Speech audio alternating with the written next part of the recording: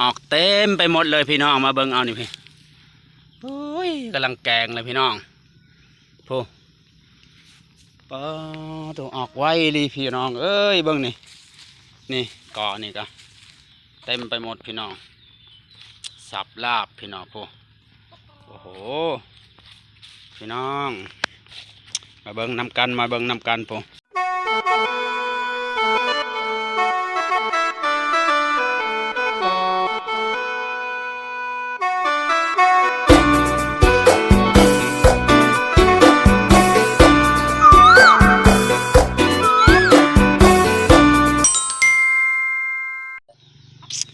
สบายดียามเสาร์เด้อพี่น้องเด้อ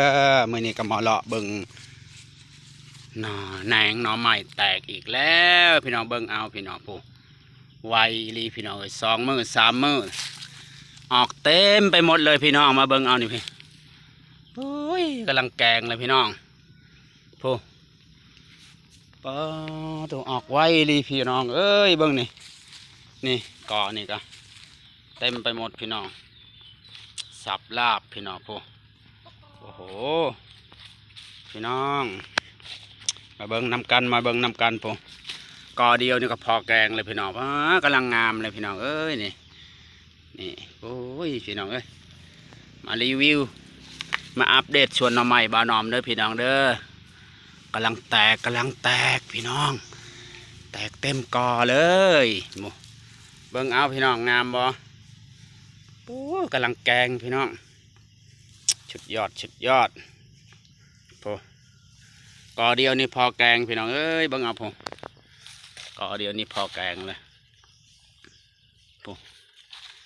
เต็มเบิด3 มื้อพี่น้องหลังจากที่บ่ได้เอา2-3 มื้อเบิ่งเอาพี่น้องพบุ้ยแตกงามอีหลีพี่น้องพโอ้โตมาบังกรนี่เด้อพี่น้องเด้อ3-4 กอเต็มไปหมดพี่น้องเปิดติดเถอะพี่น้องเบิ่งเอาพี่น้องแตกทุกกอพี่น้องบุ้ยงามแห้งพี่น้องมาเบิ่งกอนี่พี่น้องลายแห้งกว่าหมู่พี่น้องบุ้ย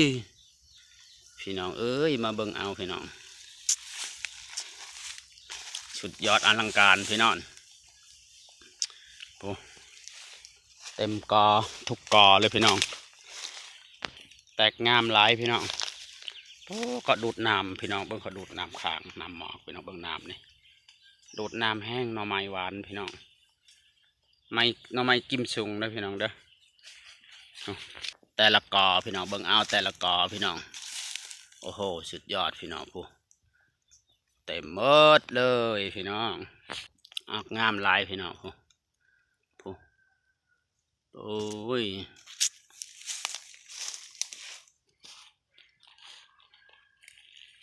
ออกงามลายพี่น้องพอได้อยากกินก็มาเอาเด้อพี่น้องเด้อถ้าว่าไปส่งต้องเสียค่าส่งเด้อพี่น้องเด้อถ้าผู้ใดมาเอาก็ไม่ได้เสียค่าส่งเด้อพี่น้องเด้อให้กินฟรีเด้อส่งนี้เพราะว่าผู้ใดอยากก็มาเอาเด้อบุโอ้ยงามแห้งพี่น้องสุดยอดพี่น้องดูดน้ำแรงมากพี่น้องเอ้ยผู้เต็มกอพี่น้องโอ้ยพี่น้อง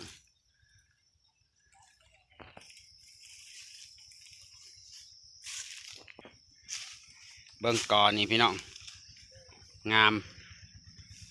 แห้งพี่น้องมาเบิ่งกอนี่เด้อโอ้โหสุดยอดพี่น้องแตกงามหลายพี่น้อง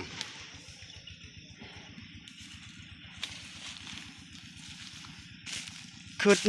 แต่ว่าเขานั้นมีใจให้เจ้าของน้ำจอบน้ำส่องทั้งเฟซทั้งไลน์ทั้งไอจีขึ้นไปเองข้างเดียว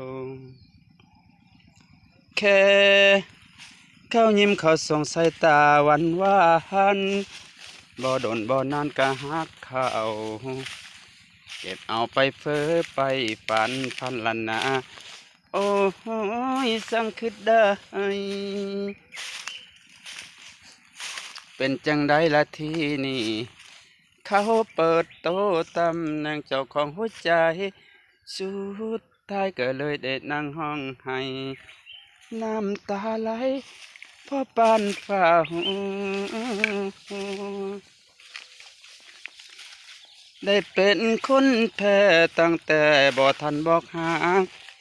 ได้เป็นคนหักเป็นได้ก็แค่ในฝันจบแล้วอวสานก่อนหัวใจแหลกลานปิดตำนานหักเขาข้างเดียวอยู่ซื่อๆก็ดันซื่อบือเอาใจไปหามองเจ็บ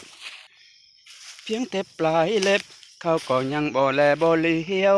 บ่ต้องโทษไผใจมันบ่เฟียวถามเจ้าของคำเดียวว่าจือบ่ว่าจือบ่หัวใจถามเจ้าของคำเดียวว่าจือบ่โอ้ตัวพี่น้องเอ้ยงามอีหลีงามอีหลี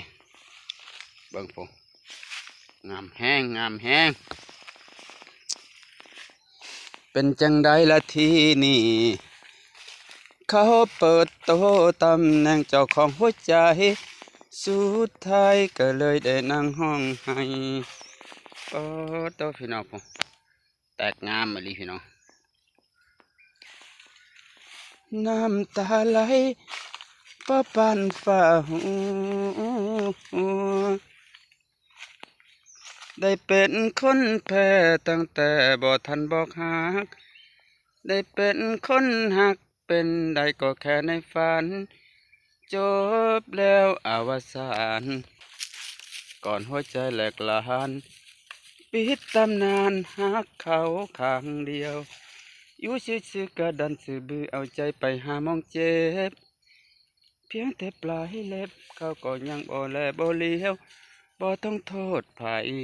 ใจมันบ่เกี่ยวตามเจ้าของคำเดียวว่าจือบ่ว่าจือบ่มึงจือบ่หัวใจถามเจ้าของคำเดียวว่าจือบ่ว่าจือบ่จือบ่หัวใจงามบ่พี่น้องสุดยอดพี่น้องมื้อนี้พาเลาะเบิ่งสวนบ่าวนอมเด้อพี่น้องเด้อว่าหลังจากหมดหน้าฝนพี่น้องหมดหน้าฝนแล้วก็แหนงเขาออกเด้อพี่น้องเพราะว่ายอดหมดแล้วพี่น้องก็เลาะเบิ่ง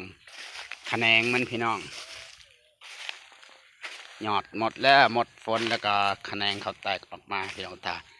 มีคนไปขายตลาดก็น่าจะได้พี่น้องหักอีกส่งตลาดนะนี่แหละชุดนี้แหละแซ่บพี่น้องแกงโอ้โหพี่น้องคะแนงมันนี่แซ่บกว่าหนอเด้อพี่น้องเด้อโอ้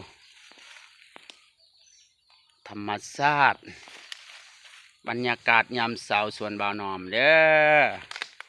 ผู้ใดอยากมาเที่ยวมาชมก็มาได้พี่น้องนี่แหละสวนบ่าวนอมพี่น้องโอ้มาเลาะเบิ่งคะแนงหน่อไม้แตกงามแทงงามว่าโมใช่ไม่ใช่มันหน่อยนะก่อนหน่อไม้ว่านอมเด้อพี่น้องลอยปลายพี่น้องผู้ส่วนเบิ่งเอาพี่น้องผู้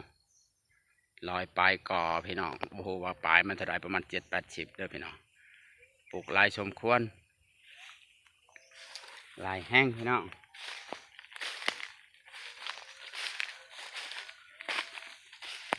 มันนี่บ่าวนอมพาเลาะสวนเด้อพี่น้องเด้อเมื่อวานนี้พาเลาะหมู่บ้านยังสูงพี่น้องมื้อนี้ก็เลาะเบิ่งสวนเด้อสวนหน่อไม้พี่น้องยังมีกินอยู่พี่น้องยังมีกินอยู่เด้อคะแนนแตกหลายฮิลีพี่น้องแตกกระเจิงเลยพี่น้อง โอ้ยเบิ่งเอาพี่น้องเขาดูดน้ำแห้งฮิลีพี่น้องเบิ่งดูดน้ำหมอกด้วยพี่น้องโอ้ เบื้องน้ำคนนี้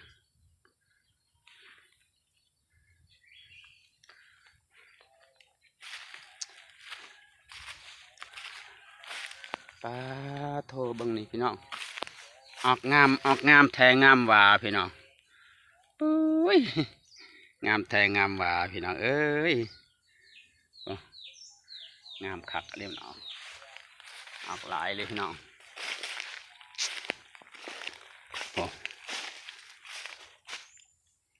ออกงามคักบักคักพี่น้อง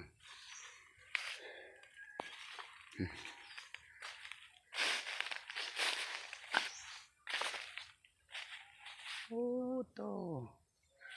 ลายแห้งลายแห้งลายแห้งสมควรพี่น้องแต่ละกอเบิ่งเอาพี่น้องกอนี่ลายกว่าเพื่อนเลยพี่น้องลายกว่าหมูพี่น้องนี่กอเดียวนี่โอ้โหเต็มหม้อพี่น้องมาปอกเอากอเดียวนี่พอเลยคักไอ้ลีพี่น้อง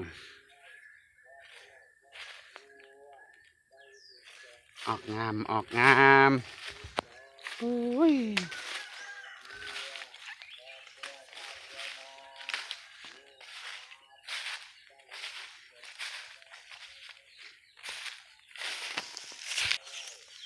บ่อนอมยังบ่เคยถ่ายอันนี้พื้นที่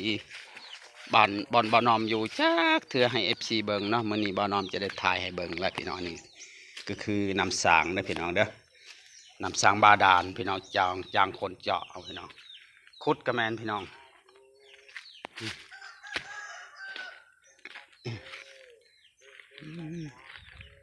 บรรยากาศยามเช้าพี่น้องนี่ก็บักหุ่งเด้อพี่น้องเด้อสุกหมดแล้วกินหมดแล้วสุกพี่น้อง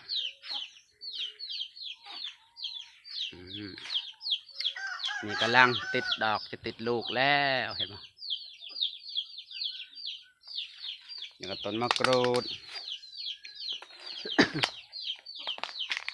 อันนี้ก็เทียงนาพี่น้องเทียงนาหน่อยเด้ออยู่สวนพี่น้องกระท่อมอันนี้เป็นดอกแคป่าเด้อพี่น้องเด้อผู้ใดยังบ่เคยกินก็มาเอาเด้อพี่น้องเด้อบางคนก็อาจบ่ฮู้พี่น้องดิซอ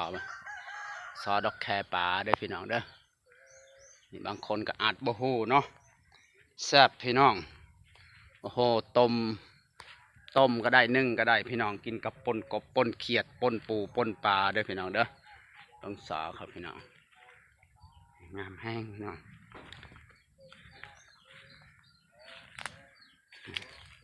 โอ้โหมักถั่วยังมีกินเด้อพี่น้องเด้อมักถั่วยังมีกินอยู่พี่น้องผมโอ้มักถั่วก็ยังมีกินเด้อพี่น้องเด้อมักถั่วปีเด้ออันนี้เป็นมักถั่วปีเนาะถั่วปีพี่น้องโอ้ถั่วปีดอกแค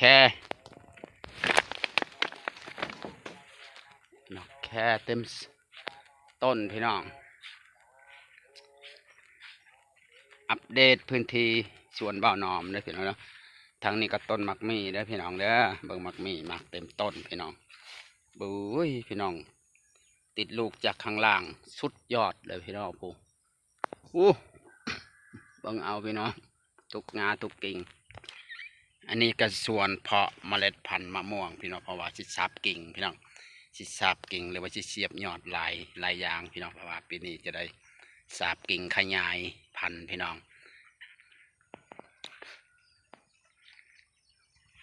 จะได้ปลูกหลายพี่น้องเอ้ยเวลาพี่น้องเพื่อนพุงโมคูมาก็จะได้กินบ่ต้องซื้อผู้ใดมาหาบ้านอมก็สบายเลยพี่น้องนี่มักมีสายน้ำผึ้งได้พี่น้องเด้อมาเบิ่งต้นมะนาวบ้านอมปลูกไปเด้อพี่น้องพูนกับมะพร้าวน้ำหอมพี่น้องนี่ก็ชวนเพิ่งปลูกใหม่นี่คือต้นมะนาวเด้อพี่น้องเด้อติดสปริงเกอร์เรียบร้อยพี่น้องต้นมะนาวคือว่าปลูกแถวเดียวพี่น้องปลูกยาวเหยียดปลูกประมาณ15 ต้นพี่น้องปลูกใหม่ใบร่วงช่วงนี้ใบร่วงกำลังเริ่มปงใบพี่น้องประมาณนี้พี่น้องเด้อพื้นที่สวนบ่าวนอมวันนี้ก็ได้โจ๊ะคลิปซ้ำนี้แล้วพี่น้องเด้อ อัปเดตให้พี่น้องเบิ่งบางคนก็อยากรู้ว่าบ่นอมอยู่แบบใดอยู่สวนคือเก่าเอามาเบิ่งวันนี้ก่อนเด้อมาเบิ่งมักหุ่งแปลกประหลาดพี่น้องแต่ว่าติดลูกเป็นสีทองพี่น้องนี่กล้วยไม้พี่น้องติดใบต้นมะม่วงนี่มาเบิ่งนำกันพี่น้องมักหุ่งแปลกประหลาดเด้อพี่น้องเด้อติดลูกเป็นสีเหลืองๆเหมือนเขาจะสุกแต่ว่าลูกเขายังอ่อนเด้อพี่น้องเด้อเด็กน้อยไปปิด4-5 ลูกเลยเขาว่ามักหุ่งสุกเขาบ่ฮู้พี่น้องมาเบิ่งเขาเก็บไปโอ้ยตัวเองบ่ทันเห็นเขาปิดไปพี่น้องเก็บมาเป็นมักหุ่งดิบพี่น้องสายพันธุ์สีทองหายากบ่ฮู้มันมาแต่ไสพี่น้องเอามาปลูกมันเป็นสีทองทั้งพุ่นก็เป็นยางพาราเด้อพี่น้องเด้อโอ้ยังบ่ได้พางปลาบ่น้อมก็ไปตลอดพี่น้องโอ้อันนี้ก็ต้นมะนาวพี่น้องจุคลิปสำนี้เด้อพี่น้องเด้อขอขอบใจเด้อผู้ใดเบิ่งใบผู้ใดได้เบิ่งคลิปบ่น้อมก็ขอบใจหลายๆเด้อ